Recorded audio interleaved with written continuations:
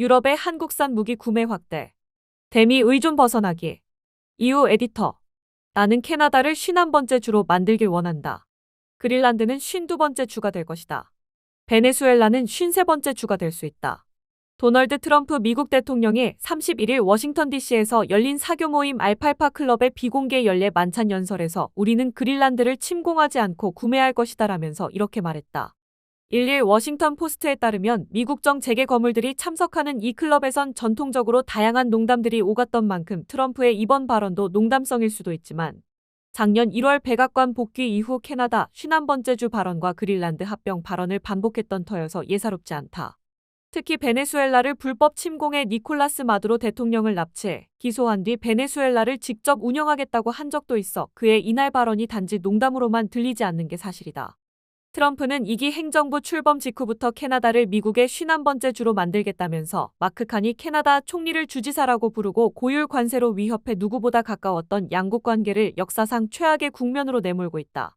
이에 참다 못한 칸이 총리가 1월 20일 스위스 다보스 포럼 연설을 통해 트럼프 대통령의 힘에 의한 일방주의와 약육강식 질서를 정면으로 비판하고 중견국들의 연대를 통한 새로운 국제 질서의 구축을 호소하고 나서 엄청난 반향을 불렀다.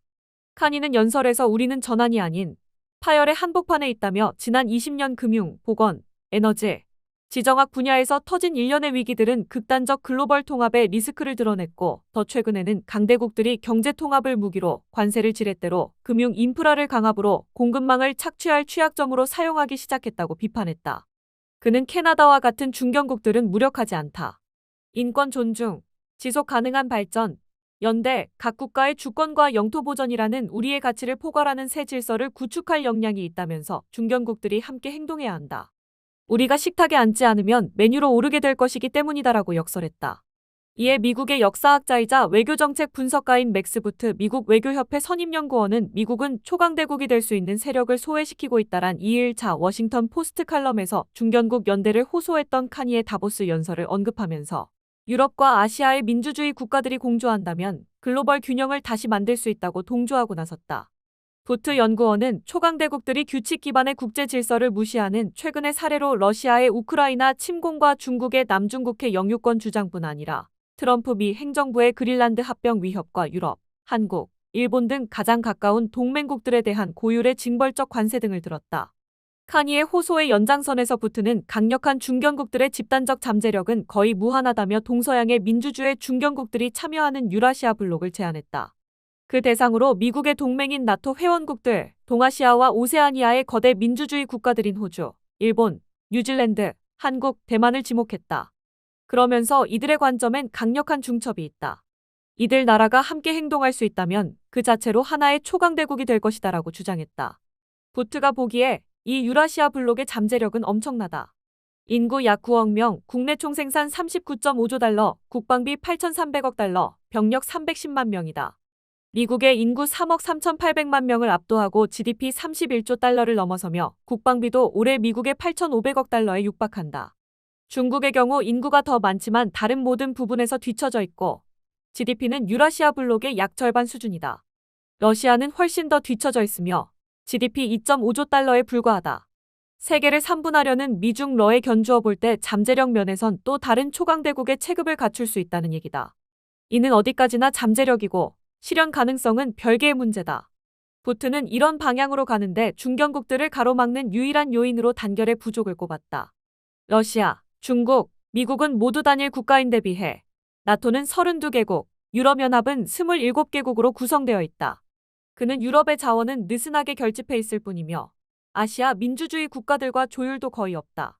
그리고 아시아 국가들 역시 미국과 동맹으로 연결돼 있지만 서로 간에는 그렇지 않다고 지적했다. 그러면서 이 같은 지정학적 현실이 곧 바뀌지는 않겠지만 이들 나라가 더 광범위한 협력 속에서 행동할 수 있도록 취할 작지만 실질적인 조치들이 있다고 썼다. 작지만 실질적인 조치들과 관련해 그는 영국의 EU 재가입, 정신적으로는 유럽의 일부인 캐나다와 우크라이나의 EU 가입 허용, 헝가리나 슬로바키아 같은 소국들의 의사 결정 방해를 막기 위한 만장일치 폐지, 나토의 세계화 또는 아시아판 나토 창설로 이어질 유럽, 호주, 일본, 한국 간 새로운 쿼드 대화체 창설, EU의 유럽군 창설 노력 등을 제안했다. 현재 노르딕 발틱 8개국인 덴마크, 에스토니아, 핀란드, 아이슬란드, 라트비아, 리투아니아, 노르웨이, 스웨덴이 추진 중인 국방 통합 작업이 그 선례가 될 수 있다고 그는 봤다. 관세와 군사 행동 등 종잡을 수 없는 트럼프의 제국주의 위협에 특히 동맹인 서방 국가들은 미국 아닌 나라들과 자유무역 협정 체결 등 적극적으로 다변화를 시도하며 대미 의존도를 낮추려고 동분서주하고 있다. 이유는 인도, 남미 5개국과 무역협정을 체결했고, 캐나다는 다소 제한적이긴 하지만 중국, 카타르와 무역 파트너십을 맺었다. 이 합의는 캐나다에 100% 관세를 매기겠다고 트럼프의 위협을 불렀다. 부트는 환태평양 경제동반자 협정과 EU 사이에 다리를 놓아 15억 인구의 새로운 무역 블록을 만들고 싶어 한다고 했던 카니 총리의 발언을 소개하면서 유럽과 아시아 간 무역 강화를 위해 할 수 있는 일은 훨씬 더 많다고 했다.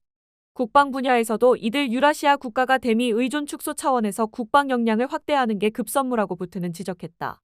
물론 트럼프의 압박 등에 따른 것이긴 하지만 유럽의 국방비 지출은 지난 10년간 약 2배로 늘어났으며 계속 증가 추세에 있다. 그는 조만간 한독일 기업은 미국 전체보다 더 많은 155mm 포탄을 연간 생산하게 될 것이다라고 기대했다. 이 대목에서 부트는 유럽의 한국산 무기 구매 확대를 대미 의존 탈피 측면에서 해석해 눈길을 끌었다. 그는 유럽은 선진적인 방위 산업을 보유하고 있지만 유럽 국가들은 한국의 공장에도 크게 의지하고 있다며 폴란드는 한국산 탱크, 자주포, 전투기를 구매하고 있으며 노르웨이는 1월 30일 한국 다연장 로켓포 구매에 20억 달러를 쓰기로 결정했다고 소개했다. 또한 캐나다는 미국의 F-35 구매를 줄이고 스웨덴의 그리펜 전투기를 더 많이 구매하는 방안을 논의 중이다.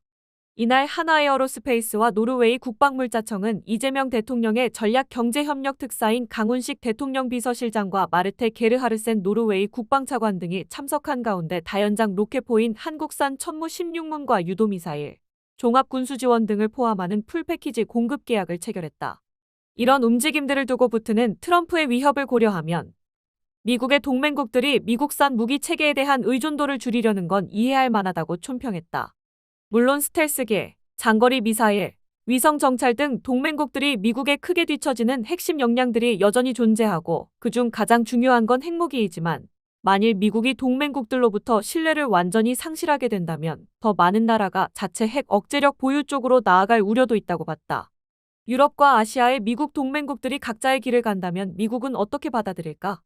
부트는 미국 우선주의자들은 개의치 않을 수도 있다면서 그러나 미국의 동맹국들이 무역과 안보 면에서 미국에 덜 의존하게 된다면 그들을 마음대로 휘두르기 훨씬 어려워질 것이고 미국과 비즈니스를 할 가능성도 낮아질 것이다. 미국은 힘을 투사하기 위해 사용하는 해외 기지들을 잃을 수도 있다고 내다봤다. 경제적 영향력 축소와 해외 기지 상실의 대가를 치를 위험이 있다는 것이다. 부트는 만약 강력한 중견국들이 뭉칠 수 있다면 그들은 미국의 지배 시대를 그리워하지 않을 수도 있다. 하지만 미국인들은 아마 그리워하게 될 것이다라고 덧붙였다.